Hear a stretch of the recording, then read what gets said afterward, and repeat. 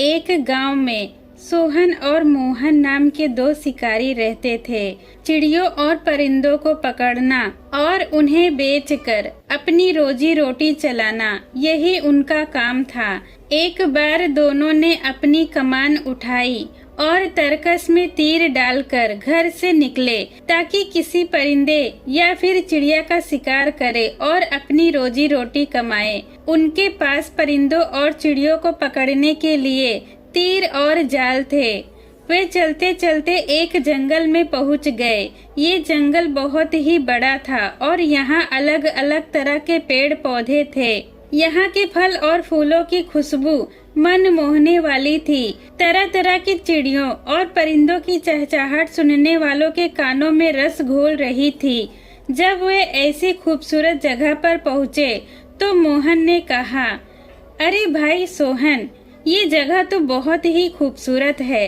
आओ थोड़ी देर यहाँ आराम करते हैं। हम तो ऐसी ही खूबसूरत जगह की तलाश में थे। यहाँ हम शिकार भी कर सकते हैं और सैर भी कर सकते हैं। सोहन बहुत ही समझदार और तजुर्बेकार था। उसकी नजर हमेशा काम और शिकार की तलाश में ही रहती थी। इसीलिए वो कहने लगा, नहीं मेरे दोस्त, लालच का अंजाम अच्छा नहीं होता। जो चीज तुम्हें लुभा रही है उनसे जी न लगाओ और जिस काम के लिए यहाँ आए हो सबसे पहले वही करो। कल की बात किसे पता है, अगर हम कल यहाँ आए तो हो सकता है हमें इससे भी खूबसूरत परिंदे मिल जाएं।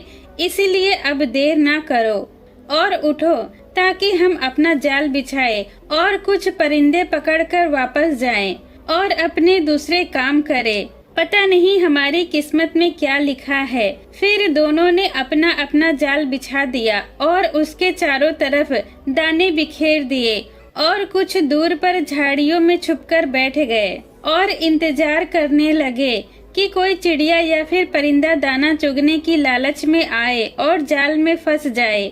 दोनों दम साधे बैठे थे, लेकिन कुछ देर के बाद वे थक गए और उन्हें नींद आने लगी। तभी अचानक उन्होंने देखा कि एक खूबसूरत परिंदा जाल के नजदीक आ गया है और जाल में बिखरे हुए दाने चुगना चाहता है। सोहन और मोहन ने अपनी सांसें रोक ली और देखने लगे कि अब क्या होता है।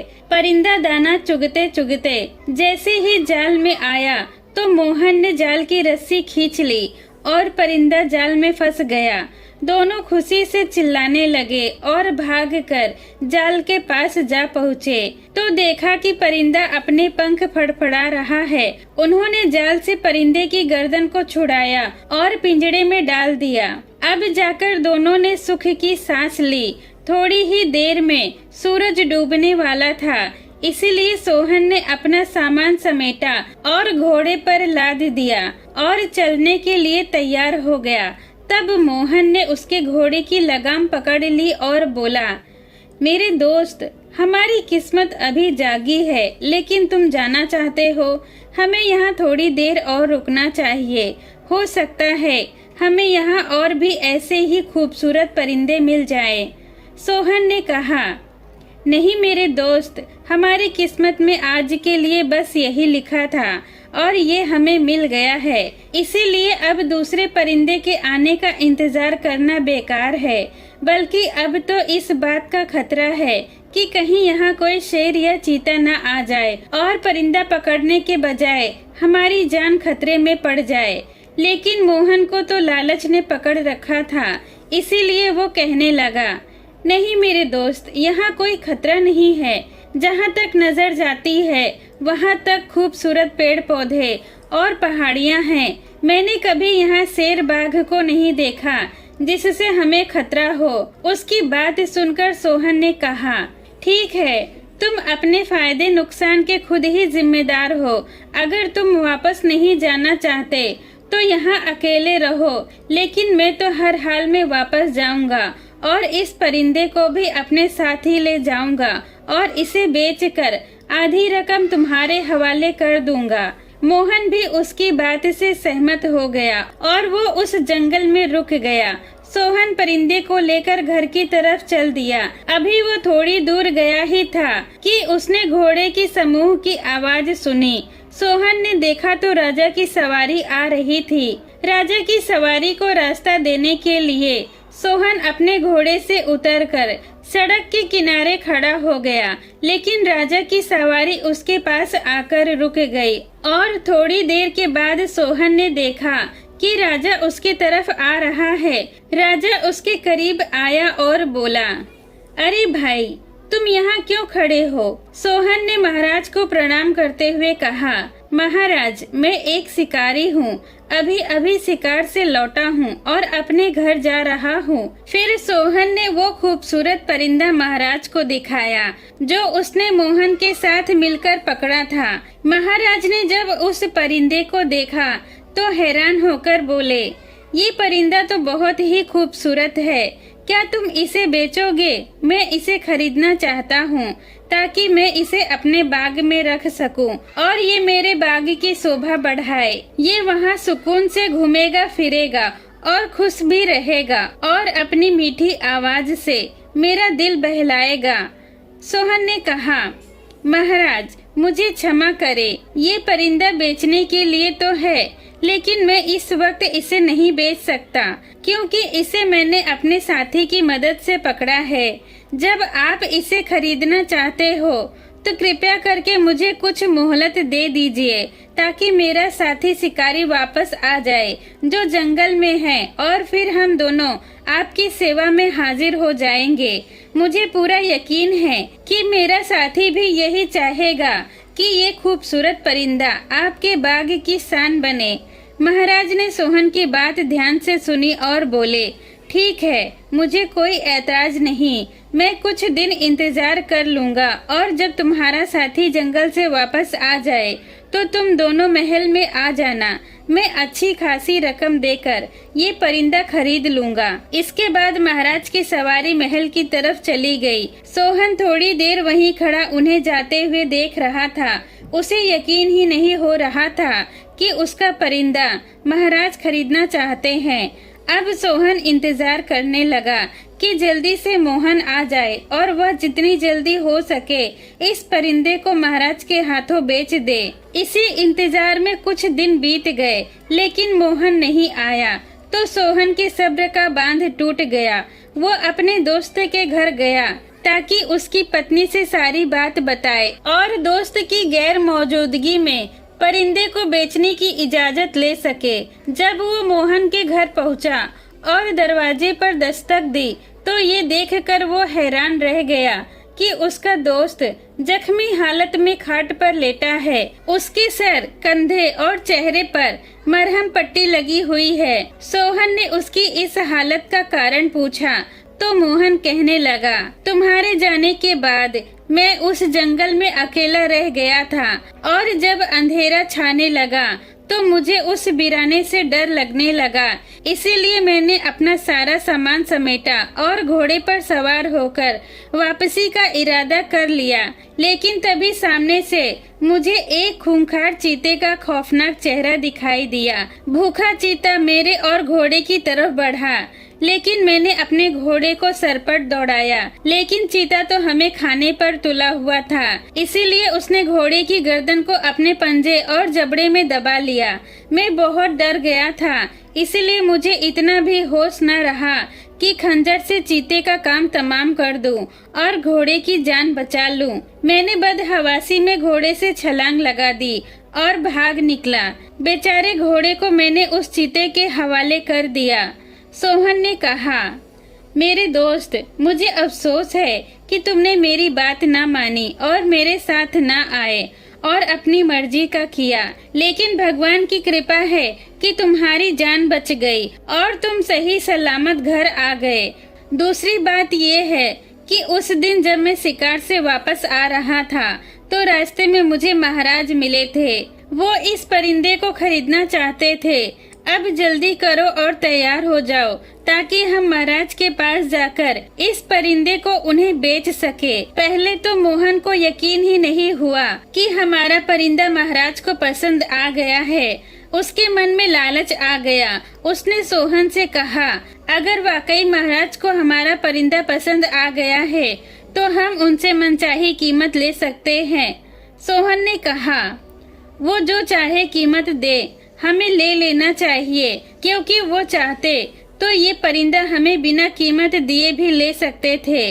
इस बातचीत के बाद दोनों दोस्त अच्छी खासी रकम के बारे में सोचते हुए परिंदे का पिंजरा उठाया और महल की तरफ चल पड़े। महल में पहुँचे तो राजा ने खूबसूरत परिंदे को देखा और बोले, मैं इस परिंदे की कीमत तुम्हें 1000 रुपए देने के लिए तैयार हूँ। सोहन 1000 रुपयों का नाम सुनते ही खुश होकर कहने लगा, महाराज, हमें ये कीमत मंजूर है, अब ये परिंदा आपका है। लेकिन मोहन के मन में लालच आ गया था, इसलिए वो इनकार करते हुए बोला, महाराज, मेरा दोस्त इस परिंदे की असली कीमत नहीं जानता, इसीलिए आप इसकी बातों पर ध्यान मत दे और ये परिंदा मुझे वापस कर दे, ताकि मैं बाजार जाकर दूसरे दुकानदारों से इसकी कीमत पता कर सकूं। उसके बाद इसे लाकर आपको बेच दूंगा। एक बार जरा मेरे जख्मों को तो देखिए। इस परिंदे को पकड़ने के लिए मैं अपनी जिंदगी से हाथ धो बैठता। राजा ने कहा, हाँ क्यों नहीं, तुम इस परिंदे को ले जाओ और इसकी असली कीमत पता करके ले आओ। फिर तुम जो कीमत बताओगे मैं उस कीमत पर इसे खरीद लूंगा। फिर दोनों महल से बाहर आ गए। सोहन मोहन की इस हरकत से बहुत गुस्से में था, इसीलिए कहने लगा, ये क्या किया तुमने? हाथ आई दौलत को तुमने ठुकरा दिया। आखिर और कौन है इस राज्य में जो हमें इस परिंदे के लिए 1000 रुपए देगा? मोहन कहने लगा, मेरे भाई, जब महाराज खुद हमें इस परिंदे के लिए 1000 रुपए देने के लिए तैयार हैं, तो इसका मतलब ये है कि ये कोई मामूली परिंदा नहीं है। इसीलिए ये जरूरी है कि हम पहले बाजार जाकर इसकी कीमत पता कर लें और हमें इसकी कीमत का अंदाजा हो, और इसकी सही कीमत लेकर हम इसे महाराज को बेच देंगे। और ये भी हो सकता है कि ये कोई नायाब परिंदा हो जो बहुत ही कीमती है। हमें एक बार अपनी किस्मत जरूर आजमानी चाहिए।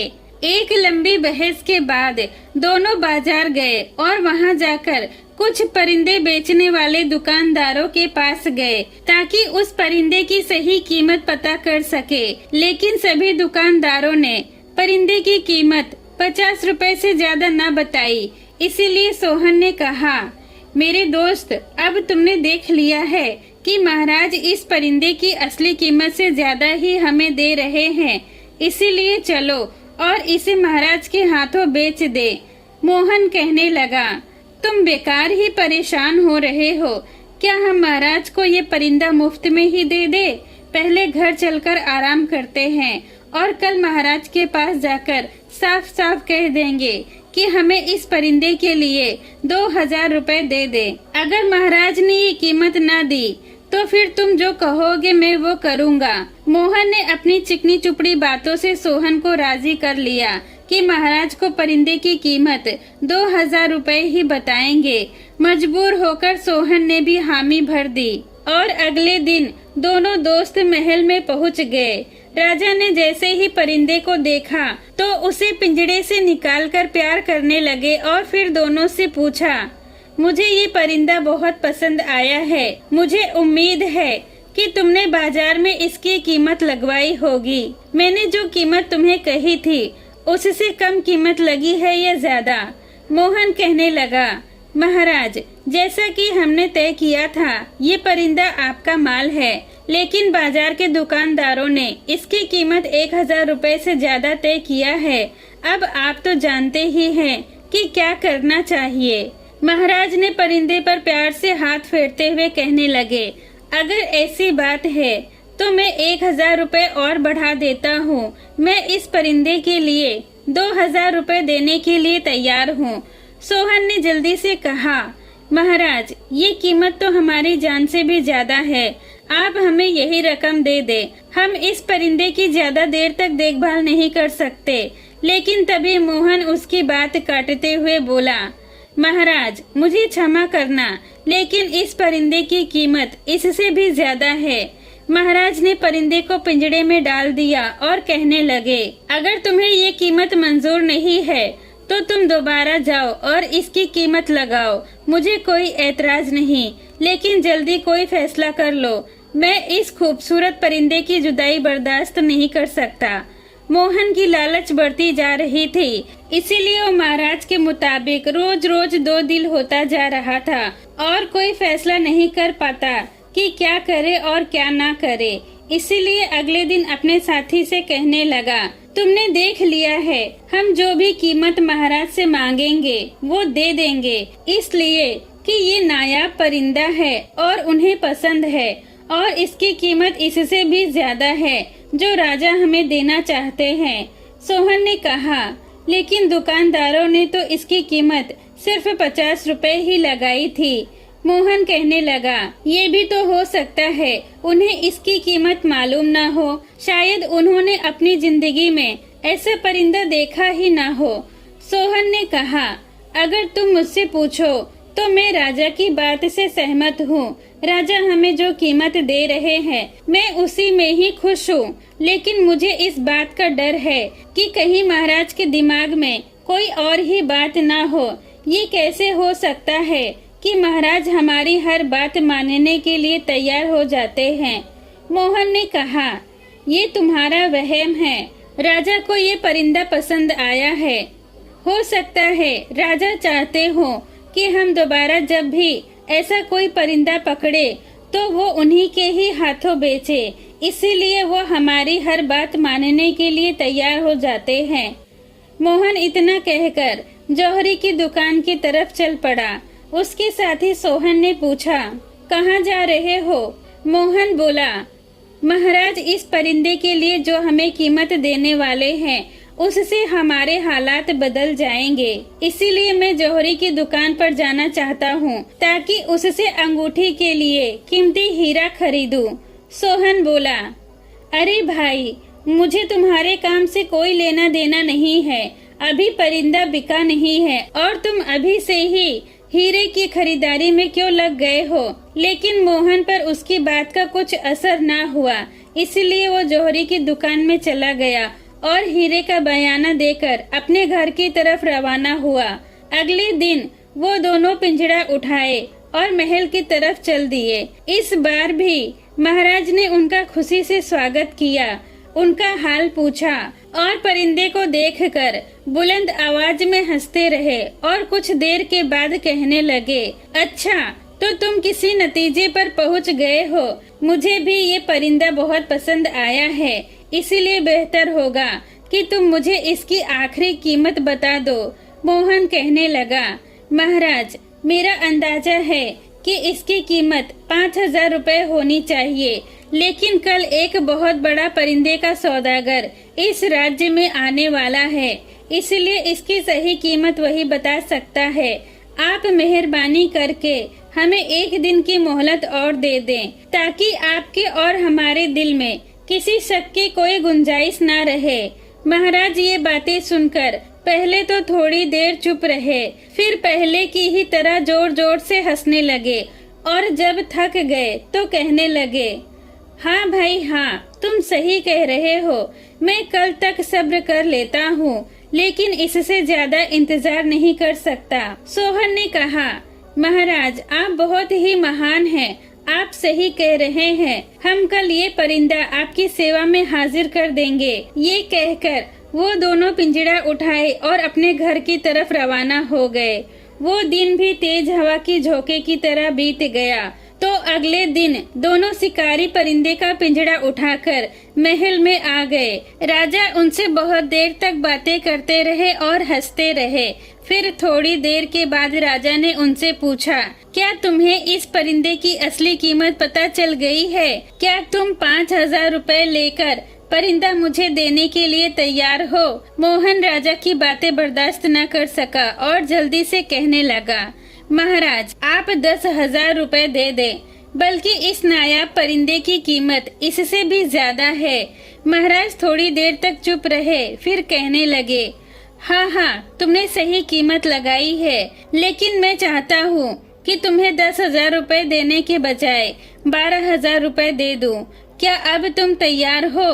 सोहन कहने लगा, महाराज ये कीमत तो बहुत ही ज्यादा है, हम कभी सपने में भी नहीं सोच सकते कि हमें इतनी कीमत मिल सकती है। लेकिन मोहन कहने लगा, महाराज, आपने जो कीमत लगाई है इसमें थोड़ी रकम और बढ़ा दे तो आपकी बहुत मेहरबानी होगी। महाराज ने जब ये बातें सुनी और खजांची को बुलाने के लिए आवाजें देने लगे। जब खजांची वहां आया तो राजा ने मोहन की तरफ इशारा करते हुए खजांची को आदेश दिया कि अभी इसी वक्त जाओ और राज्य का सारा खजाना इस शिकारी के आगे लाकर रख दो। खजांची राजा की बात समझ ना सका, इसीलिए उसने पूछा, महाराज, आप क्या कहना चाहते हैं और क्या बात है? मैं राज्य का खजाना इस शिकारी को कैसे दे सकता हूँ? राजा ने परिंदे को हवा में उड़ाया और कहने लगे, इस परिंदे के लिए ये परिंदा बहुत ही कीमती और नायाब है और मैं इसके बदले जो कुछ भी दे सकता हूँ वो कम ही होगा। राजा ने जब अपनी बात खत्म की तो जोर जोर से हंसने लगे।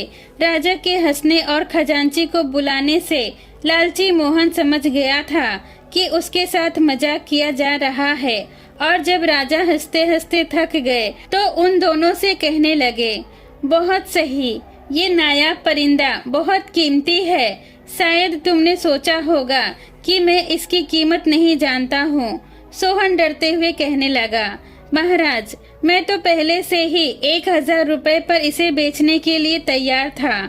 महाराज ने लालची मोहन की तरफ इशारा करते हुए बोले, लेकिन तुम्हारे इस साथी ने तुम्हें इस रकम से भी दूर कर दिया है और मैं तो पहले दिन ही समझ गया था कि ये इंसान इतना लालची है कि मेरी हर कीमत को ठुकरा देगा। इसीलिए मैंने सोच लिया था कि कुछ वक्त इसी सवालों जवाब में बीत जाए और मुझे भी हंसने का मौका मिले।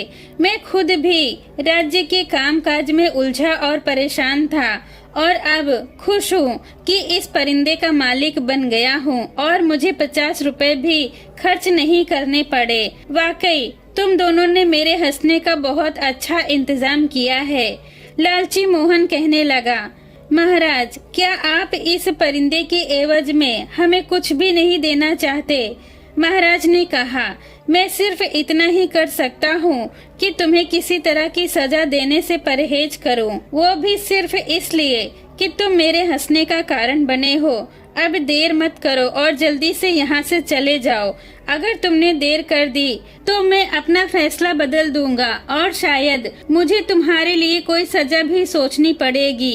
ये सुनकर दोनों डर गए और वे दोनों महल से निकले तो लालची मोहन तेजी से भागने लगा कि कहीं ऐसा न हो कि महाराज अपना इरादा बदल दे और उन्हें दोबारा पकड़ ले और कोई सजा दे। लेकिन सोहन ने पूछा, और बताओ भाई, तुमने अपना नायाब परिंदा महाराज के हाथों कितनी कीमत में बेचा?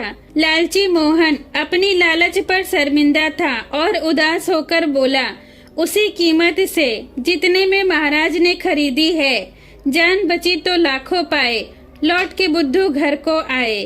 तो दोस्तों, आपको ये कहानी कैसी लगी कमेंट में जरूर बताएं। वीडियो पसंद आई हो तो लाइक करें। ऐसी ही कहानियों के लिए मेरे चैनल को सब्सक्राइब करें। ये वीडियो देखने के लिए आपका धन्यवाद।